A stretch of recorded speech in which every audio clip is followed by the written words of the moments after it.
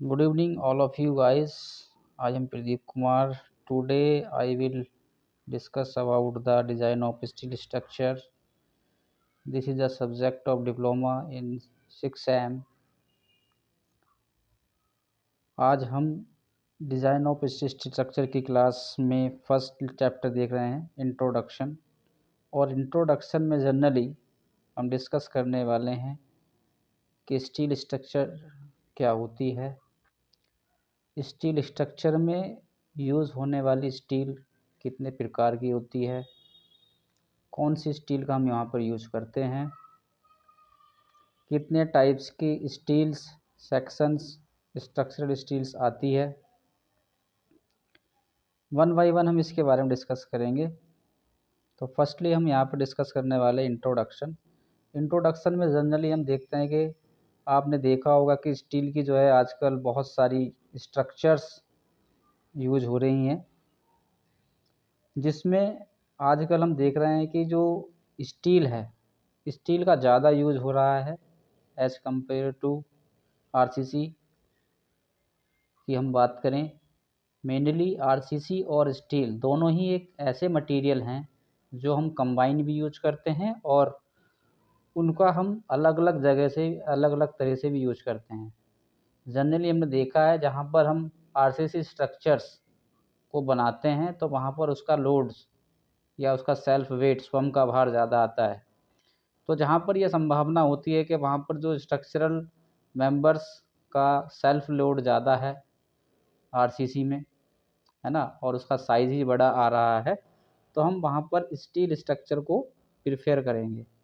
Because क्योंकि steel structure एक तो आपका लाइट वेट होती है और लाइट वेट होने के बावजूद भी उसकी स्ट्रेंथ सबसे ज़्यादा होती है, जो मैक्सिमम लोड को क्या कर सकती है, बियर कर सकती है ना। अगर हम बात करें स्टील, हम आजकल बिल्डिंग मटेरियल में यूज कर रहे हैं। जैसे कि हम बात करें स्टील स्ट्रक्चर, जैसे कि this like as a bridge, overhead tanks, high rise building structures, industrial building, transmission tower, ये क्या है आपके कुछ एग्जाम्पल हैं स्टील स्ट्रक्चर के।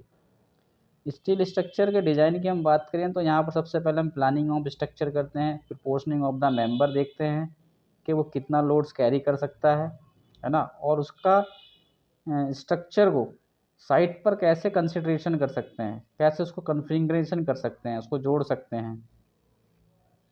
मार्केट की बात करें तो आपको नंबर ऑफ स्टील सेक्शन आपको डिफरेंट टाइप्स के अवेलेबल हैं, जिसमें हम डिफरेंट टाइप के स्टील रोल्ड स्टील सेक्शन के बारे में आगे पढ़ेंगे। जैसे कि नीचे लिखा हुआ है रोल्ड स्टील सेक्शन कितने टाइप्स के होते हैं, इनके बारे में भी हम डिस्कस करने वाले हैं।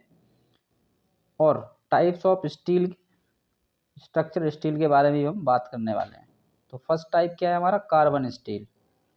कार्बन स्टील की हम बात करें तो इसमें जो कार्बन कंटेंट होता है अप टू 2% होता है ना, और इसी कारण इसको हम बोलते हैं कार्बन स्टील। जनरली जो हम स्ट्रक्चर स्टील की बात करें तो ये मेनली डिपेंड करती है कार्बन कंटेंट पर, जो कि 0.2 से 0.35% ही पाया जाता है कार्बन, जिसमें मिला होता है, मिक्स होता है। और इसी परसेंटेज के कारण स्टील को डिफरेंट कैटेगरीज में बांटा हुआ है, जैसे कि आपका रोट आयरन, कास्ट आयरन, है ना। इसी के माध्यम से हम क्या करते हैं, इसको वेरी क्लासीफाई किया है, ठीक है नहीं। अगर हम बात करें स्ट्रक्चर स्टील की तो स्ट्रक्चर स्टील में फर्स्ट टाइप आपका कार्बन स्टील है। कार्बन स्टील में आपका जो कार्बन कंटेंट होता है वो 2% होता है। अगर हम इसकी अल्टीमेट टेंसाइल स्ट्रेंथ की बात करें या रेंज की बात करें तो ये आपका 410 से 440 न्यूटन पर mm² तक इसकी क्या होती है, अल्टीमेट टेंसाइल स्ट्रेंथ होती है।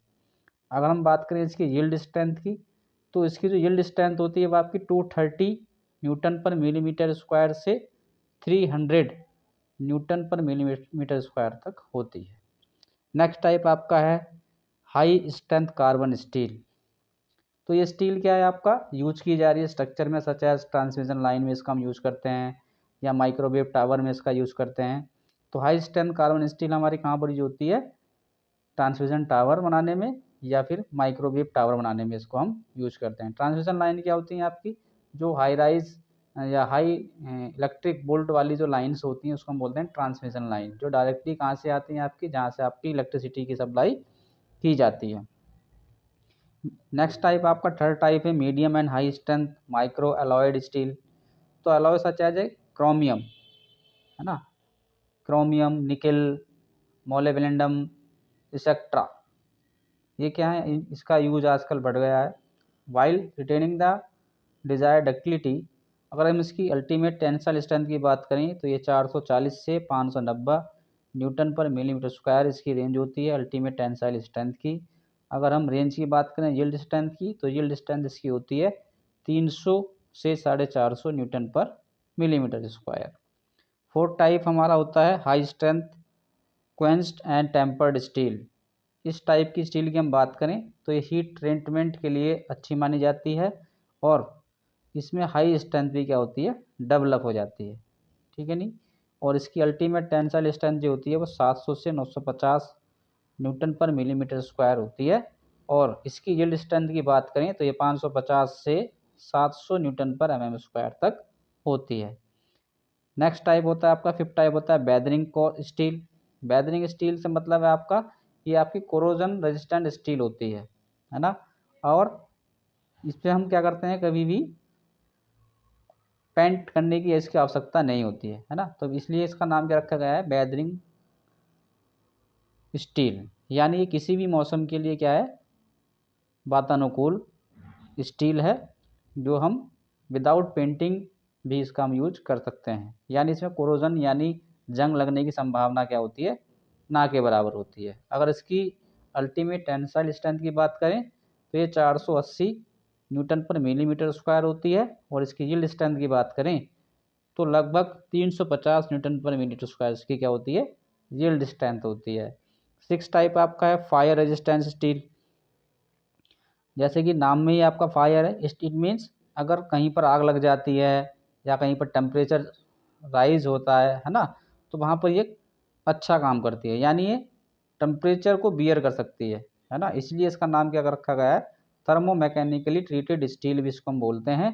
और इसी कारण क्या है, यहाँ पर जहाँ पर आग लगने की संभावना ज़्यादा होती हैं वहाँ पर क्या करते हैं, हम फायर रेजिस्टेंट स्टील का प्रयोग करते हैं अपने स्ट्रक्चर को बनाने के लिए। नेक्स्ट क्या है आपका रोल्ड स्टील सेक्शन या स्ट्रक्चर स्टील सेक्शन कितने टाइप्स के होते हैं, है ना। तो structure steel are rolled into various shapes and size, ये डिफरेंट शेप की और साइज़ की आपको मिल जाएगी मार्केट में। और अगर हम स्टील स्ट्रक्चर की बात करें तो section having a large models of section are usually preferred. और सेक्शन जब हम यूज़ करेंगे तो हम जिसकी लार्ज होगी मॉडल्स ऑफ सेक्शन उसी को हम प्रिफर्ड करेंगे, ठीक है नहीं, जो डिफरेंट शेप और साइज़ में आते हैं। और उसकी जो हमारी क्रॉस सेक्शनल एरिया होती है वो लोड के अकॉर्डिंग हम उसको डिसाइड करेंगे, निकालेंगे कितना एरिया हमें रिक्वायर्ड है उसके लोड को बेयर करने के लिए, प्लेट कितना लगेगा, कितने सेक्शंस एंगल्स लगेंगे, कितने आई बीम लगेंगे, कितने कॉलम्स लगेंगे, ये सारी चीज़ें हम यहाँ पर 1 बाय 1 पढ़ेंगे। जैसे कि रोल्ड बीम आते हैं आपके, है ना, ये क्या है आपके रोल्ड बीम, ये क्या होते हैं आपके आई सेक्शन।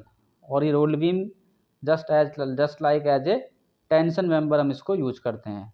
जैसे कि बीम अगर हम बना रहे हैं, अगर हम स्टील का बीम बनाना चाह रहे हैं तो हम कहाँ पर क्या लगाएंगे, इसमें रोल्ड बीम बनाएंगे, ठीक है नहीं। आई सेक्शंस, आई शेप के सेक्शंस यहाँ पर आते हैं जो कि जूनियर बीम्स आते हैं, है ना। जूनियर बीम्स यानी ISJB। ISJB अगर कहीं पर लिखा हुआ है तो इसकी फुल फॉर्म होती है Indian standard junior beam, J4 junior, B4 beam, है ना।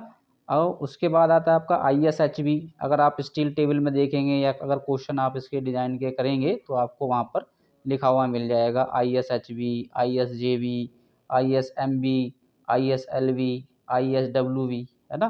तो इनकी क्या होती है, अलग अलग मीनिंग्स होती हैं। जैसे कि आपका J4 जूनियर होता है, B4 बीम होता है, I4 Indian, S4 standard, H4 heavy, B4 beam यानी हैवी वेट बीम्स इसको हम बोल सकते हैं। अगर मीडियम वेट बीम्स यूज कर रहे हैं तो ISMB, लाइट वेट बीम्स के लिए ISLV, वाइड फ्लैंज बीम के लिए ISWB। W means wide flange beam, ठीक है नहीं। नेक्स्ट होता है आपका चैनल्स। चैनल्स भी आपके डिफरेंट शेप के, डिफरेंट साइज के आते हैं। जैसे कि जूनियर्स चैनल्स आते हैं, जूनियर्स यानी ISJC। ISJC का मतलब है इंडियन स्टैंडर्ड जूनियर चैनल। ऐसे ही आपका आता है ISLC Indian standard light channels, और नेक्स्ट आता है आपका ISMC Indian standard medium wait channels. जो डिफरेंट टाइप के चैनल्स आपको स्टील स्ट्रक्चर ड्राइंग में भी आपको पढ़ने पड़ेंगे, और इसके साथ साथ ही जब हम टेंसाइल मेंबर है ना, कंप्रेशन मेंबर अगर डिज़ाइन करने जाएंगे या बीम डिज़ाइन में जाएंगे तो आपको ये मिल जाएंगे, है ना, जिसमें हम डाटा इनके जो सेक्शनल डाटा है ना, modulus of rapture, cross sectional area, कितना पर मीटर स्क्वायर ये लोड बियर कर सकता है, ये सारी चीज़ें हमें कहाँ पर मिलेंगी, इसकी सारी प्रॉपर्टीज़ हम स्टील टेबल से निकालेंगे, है ना। और अगर इसकी स्टील स्ट्रक्चर डिज़ाइन के कॉन्सेप्ट को समझना है ना, इसकी प्रॉपर्टीज़ को, इसकी सारी चीज़ों को समझना है, तो हमें इंडियन स्टैंडर्ड कोड भी फॉलो करना होता है ना। और इंडियन स्टैंडर्ड कोड कौन सा होता है, 800 2007, 800 2007 हम इसमें यूज करेंगे।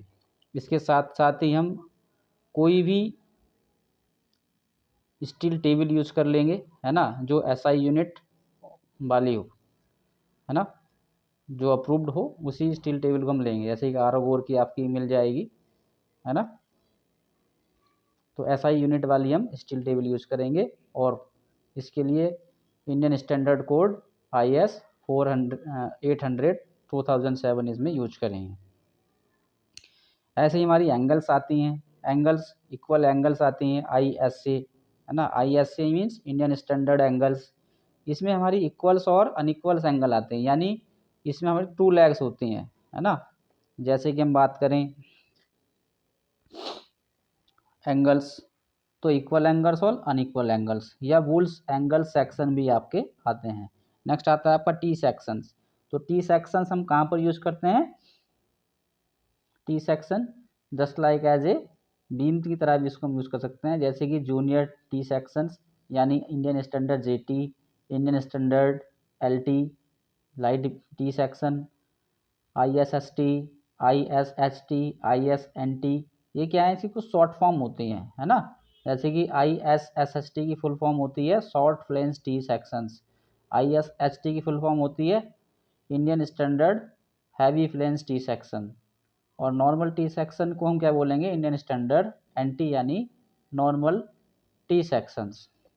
ऐसे ही हमारे रोल स्टील टेबुलर सेक्शंस आते हैं, रोल्ड स्टील बार आते हैं स्क्वायर में, राउंड में, टेबुलर सेक्शन भी आते हैं light weight, medium wait, heavy weight, और रोल्ड स्टील प्लेट्स आती हैं, रोल्ड स्टील स्ट्रिप भी आपको मिल जाएंगी, रोल्ड स्टील फ्लैट्स भी आपको मिल जाएंगे, है ना। अगर हम इसकी शेप की बात करेंगे तो शेप हमारी कैसे होगी, है ना। अगर हम रोल्ड बीम की बात करें तो रोल्ड बीम हम आई सेक्शन हम क्या करते हैं, इस तरीके से आपका आई सेक्शन बना होता है, ठीक है भाई, ये इस तरीके से आपका आई सेक्शन बना होता है।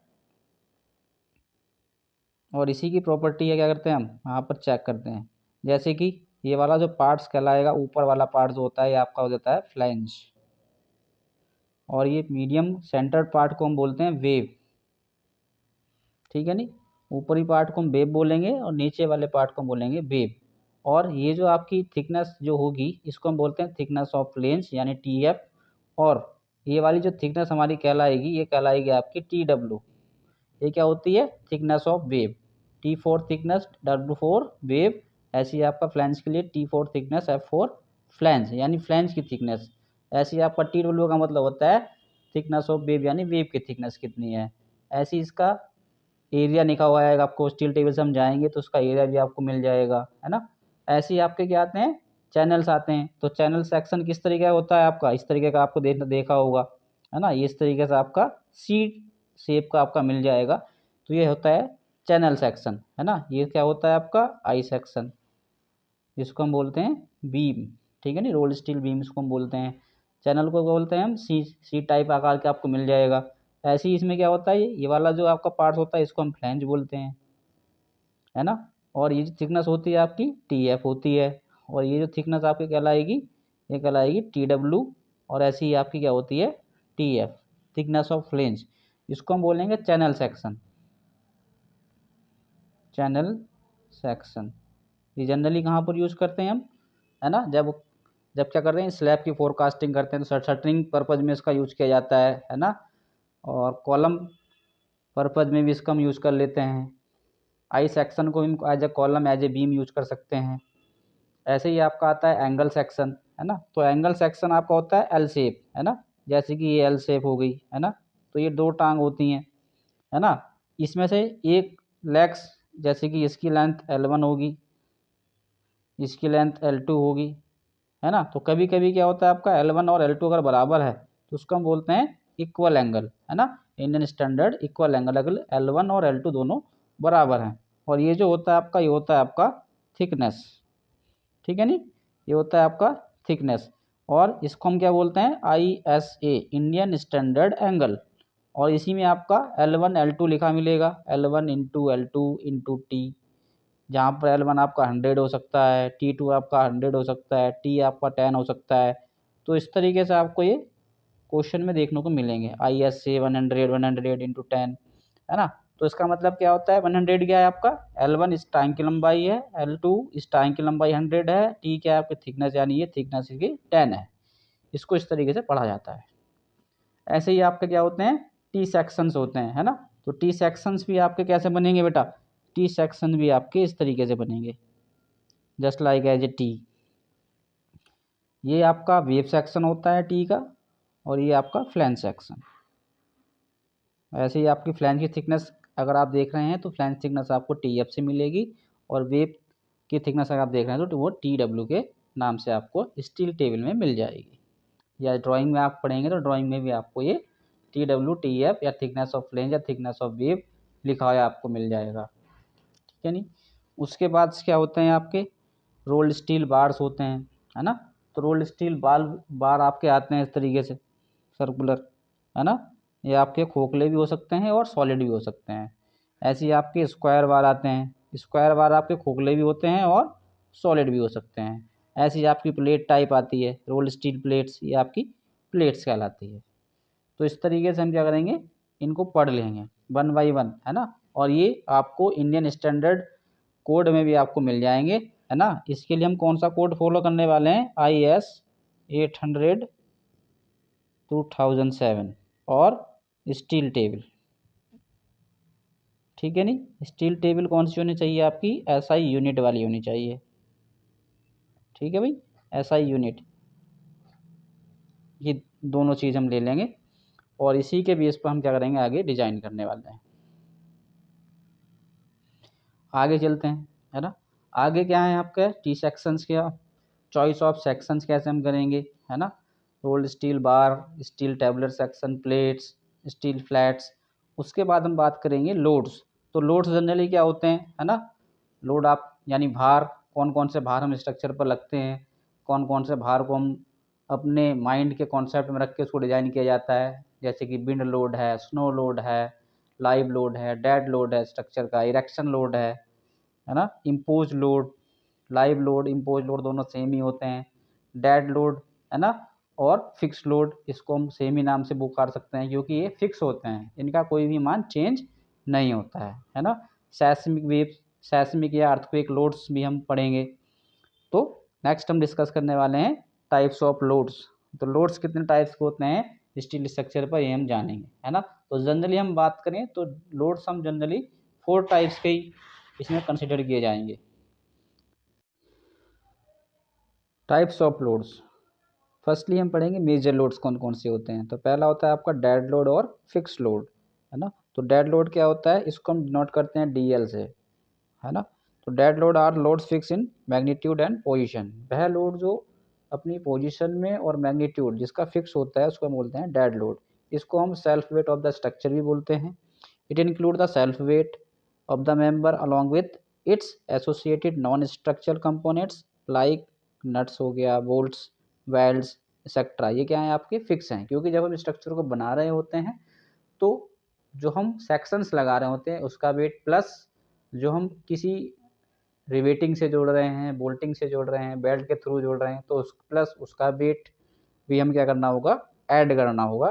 तभी हमारा क्या कहलाया, वो स्ट्रक्चर का फिक्स लोड या डेड लोड कराएगा, जो कि क्या होते हैं फिक्स लोड होते हैं किसी भी सेक्शन के, किसी भी स्ट्रक्चर का। इसको हम self weight of the structure भी कहते हैं। अगर हम बात करें नेक्स्ट टाइप लाइव लोड और इम्पोज लोड की, है ना, तो लाइव लोड की हम बात कर रहे हैं। तो लाइव लोड में जनरली, है ना, जो हम लगा रहे हैं स्ट्रक्चर पे, जो लोड हमारा आ रहा है ना, उसको हम बोलते हैं लाइव लोड। तो लाइव लोड जो होता है हमारा बेसिकली क्या होता है, इसको हम डबल एल या कैपिटल एल से भी क्या करते हैं, डिनोट करते हैं, है ना। इसको हम क्या करते हैं, डबल एल और कैपिटल एल से डिनोट करते हैं। इसको एल एल या लाइव लोड ही बोलते हैं।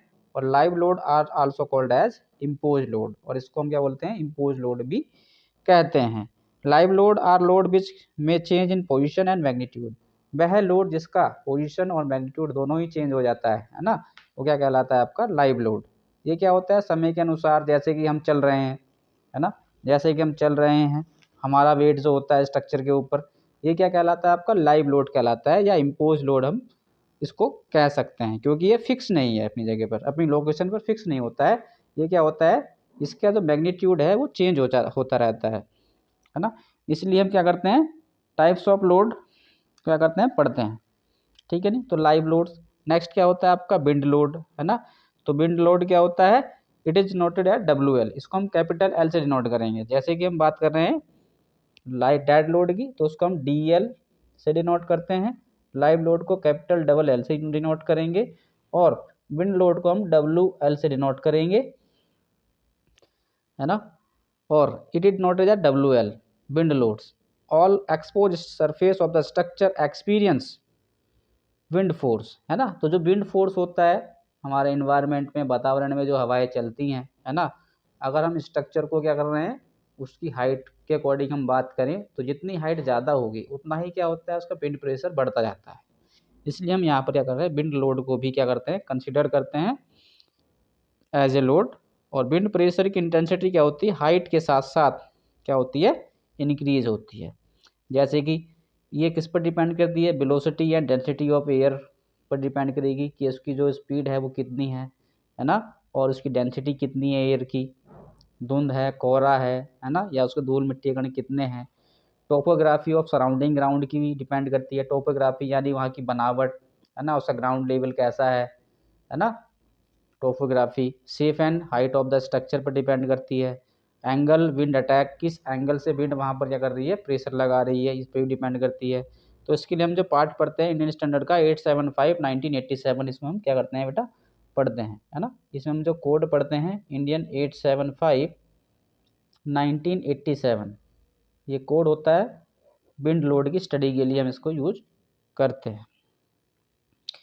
इसके अकॉर्डिंग क्या करेंगे, हम इसको कैलकुलेट करेंगे। नेक्स्ट क्या होता है आपका सेस्मिक या earthquake loads, it is noted bye EL, है ना। इसको किससे डिनोट करे जाएंगे, इससे हम डिनोट करते हैं ईएल से। ये क्या कहलाता है, ईएल, इसको हम कैपिटल ईएल से डिनोट करेंगे, है ना। Earthquake cause the ground to shake violently in all direction, है ना। अर्थक्वेक क्या होता है, भूकंप क्या होता है जनरली, जब क्या होती है आपका जो ग्राउंड सरफेस होती है वो वायलेंटली, या जैसे कि हम शेक कर रहे होते हैं या हिल रही होती है, तो उसको हम क्या बोलते हैं, अर्थक्वेक लोड बोलते हैं, है ना। जिसके कारण क्या होती है, स्ट्रक्चर वाइब्रेट करती है ना, और सभी डायरेक्शन में क्या करती है, हिलती है। इसलिए इसको हम क्या कर रहे हैं, कंसिडर करते हैं। Shaking in horizontal direction is prominent, है ना।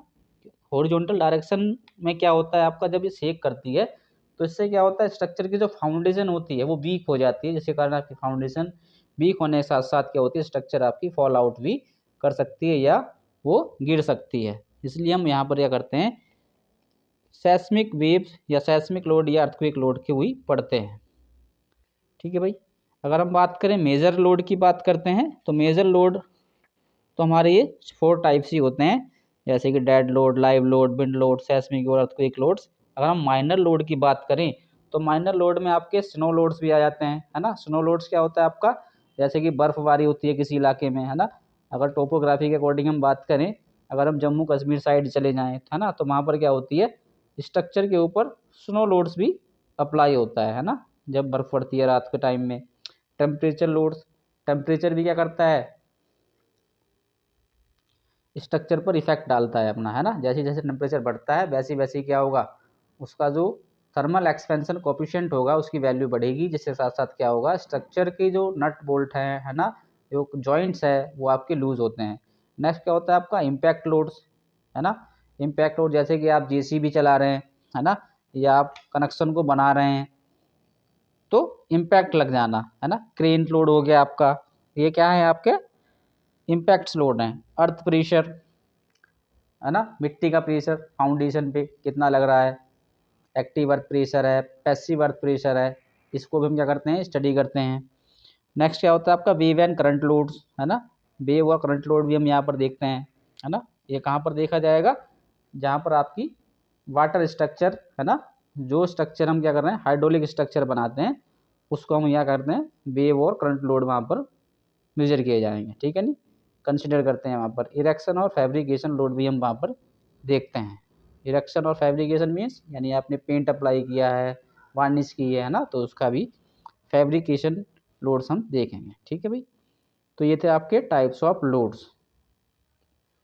आई होप आपको ये अच्छे समझ में आ गया होगा, है ना। इंट्रोडक्शन, टाइप्स ऑफ स्टील कितने टाइप्स की होती है और टाइप्स ऑफ लोड, है ना। आगे वाले टॉपिक्स हम नेक्स्ट लेक्चर में जानेंगे, ठीक है नहीं। नेक्स्ट लेक्चर में हम माइल्ड स्टील का स्ट्रेन स्ट्रेन कर्व के बारे में पढ़ेंगे और इसके साथ साथ, है ना, एडवांटेज और disadvantage of structure steel material, है ना, इसकी जो एडवांटेजेस होती है डिसएडवांटेज होती है उसके बारे में पढ़ेंगे, इसके क्या लाभ हैं क्या नुकसान हैं, और साथ ही साथ इसमें अभी जो टॉपिक बचा हुआ है ना, तो ये दो ही टॉपिक आपके बचे हुए हैं, है ना, stress strain curve of mild steel और advantage and disadvantage of steel. ये दोनों टॉपिक हम नेक्स्ट लेक्चर में कवर करेंगे। Okay guys, thank you so much for watching my videos.